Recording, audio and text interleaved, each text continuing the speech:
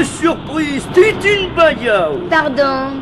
Ah, je n'ai pas l'honneur de vous reconnaître, monsieur. Mon le pourrir. Mon fils, je suis Joseph Toubon, l'ancien logeur de chez la grosse dadaille. Ah non, je ne vous remets pas, T'es monsieur. rastrant, hein, Titine, hein, rastrant. Dans le quartier, on se souvient encore de nos prises de bec épiques, comiques et historiques. Hein.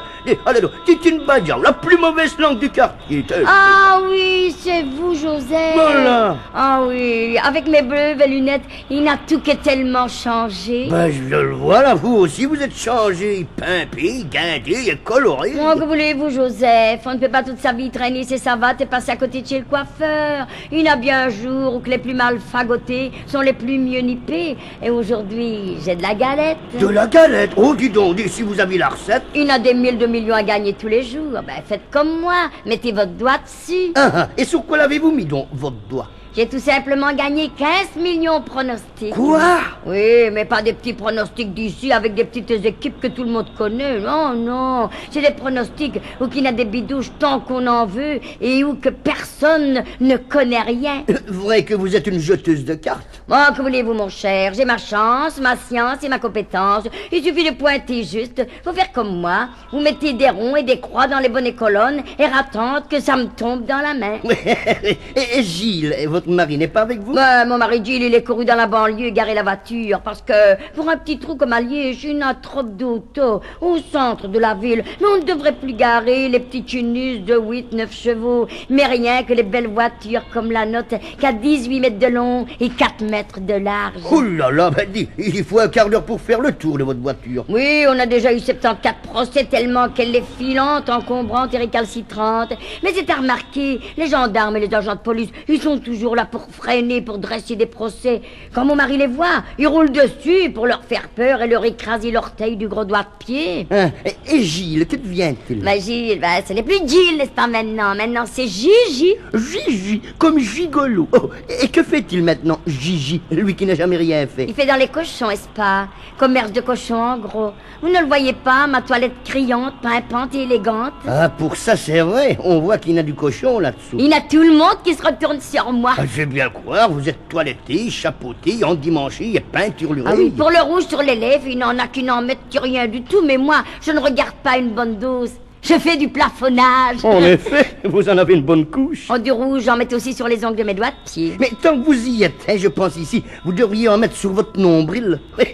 Il y a tout le monde qui dirait « Stop, voilà le feu rouge !» Oh, comme c'est intelligent, vraiment. Oh, apprenez que je vais aussi chez le manucure et chez le pédicure. Ah oui, c'est lui qui me nettoie mes pieds. Un pauvre type, lui en faut du courage. Et regardez aussi comme je suis pilée dans les ailes. Ah oui, de ce côté-là, pas un atome de poil poilu. Les poils, on me les arrache au-dessus des yeux avec une petite pissette là. Mais enfin, il faut souffrir pour être belle. Tenez.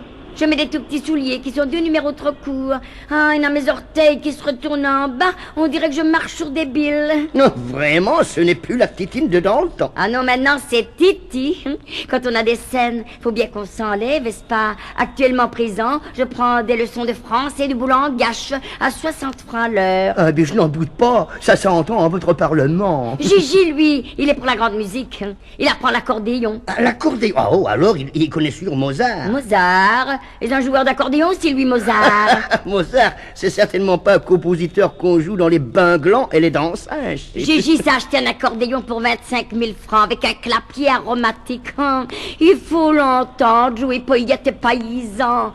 Et c'est que ce morceau-là, savez-vous, mais il joue bien avec ses 10 doigts. Mais à sa place, moi, j'aurais acheté un jukebox. C'était plus facile.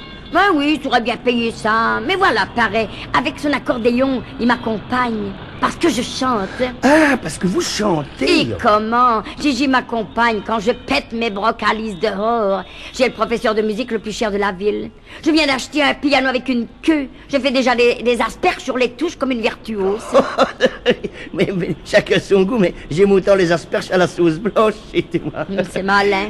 Et voyons, vous habitez toujours à Couperou les Belles Flattes? Ah non, nous autres, on a sa villa dans le quartier résidentiel des chics maisons où il y a des quilles et une piscine. piscine. Oh, une piscine pour Pour pisciner, oui.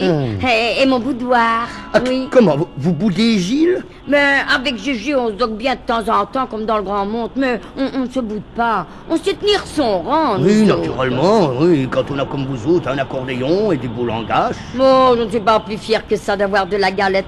Ainsi t'es né. Je m'ai acheté un manteau avec des poils en imitation de vermine véritable. Mais je ne le dis pas. Regardez ma bague, elle est belle, hein. C'est une hémorroïde. 26 000 francs. L'autre bague, c'est un gros satyre. 32 000, mais je ne le dis pas. Ah, il faut voir mon pyjama de soie pour m'habiller que je mette pour aller dormir. Toujours mieux, vous vous habillez pour aller dormir. Oh, et Gigi, que dit-il, lui? Bon, Gigi s'en fout, hein. On a des lits jumeaux à une personne, avec chacun son coin. Eh bien, c'est le cas de dire qu'on n'a pas besoin de connaître Mozart pour être heureux. Ah, ça c'est vrai, il n'a rien tel que de faire dans les cochons, mais je ne le dis pas. Voilà, mais vous me direz quand même bien le secret de votre réussite au pronostic. Bon, que voulez-vous que je vous dise? Mettez votre doigt dessus. Mon long, mais les gagnants au pronostic, ce sont des gens qui suivent les matchs de près. Ce sont des spécialistes intelligents comme vous et Gilles, qui étudient toutes les combinaisons. Voulez-vous mon avis? Mais je l'attends impatiemment. Eh bien, pour gagner au pronostic comme moi, il ne faut juste rien connaître au football.